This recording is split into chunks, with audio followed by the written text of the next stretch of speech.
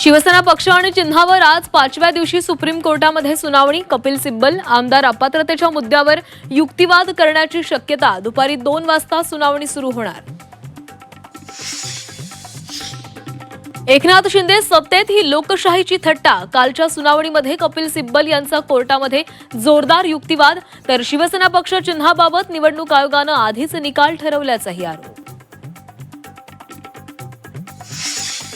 वर्षावर उपमुख्यमंत्री शिंदेंनी घेतली मुख्यमंत्री देवेंद्र फडणवीसांची भेट. दोघांमध्ये 1 तासाहून अधिक काळ चर्चा झाल्याची माहिती. खासदार सुप्रिया सुळे आणि भाजप नेते विनोद तावडे यांचा एकाच गाडीमधून प्रवास. दोघंही जलजीवन मिशनची बैठक सोडून गेल्यानं राजकीय वर्तुळामध्ये चर्चा. दिल्लीमध्ये शरद पवारांची पक्षाच्या खासदारांसोबत चर्चा. पंतप्रधान मोदींच्या भेटीनंतर झालेल्या बैठकीला महत्त्व. मतदारसंघातील कामाबाबत चर्चा झाल्याची खासदारांची माहिती. संसदेच्या पावसाळी अधिवेशनाचे शेवटचे 2 दिवस. केंद्रीय गृहमंत्री अमित शाह आज विद्यार्थी आंदोलनावर लोकसभेमध्ये उत्तर देणार. तर भाषण देण्याऐवजी राजीनामा द्या, राहुल गांधींची मागणी.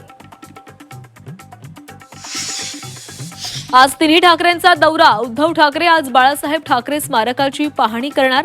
राज ठाकरे आज पुणे दौऱ्यावर, तर आदित्य ठाकरे नाशिकमध्ये खड्ड्यांची पाहणी करणार. भूतबाधेच्या अफवेनं आश्रमशाळा ओस. विद्यार्थी आश्रमशाळा सोडून घरी गेले.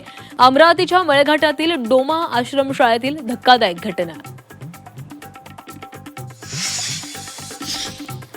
तांदुळवाडीतील सभेमध्ये जरांगेंची बावनकुळेंवर टीका. बावनकुळेंची बाहुबलीतील कालकेशी तुलना. जरांगेंनी करून दाखवली बावनकुळेंची नक्कल.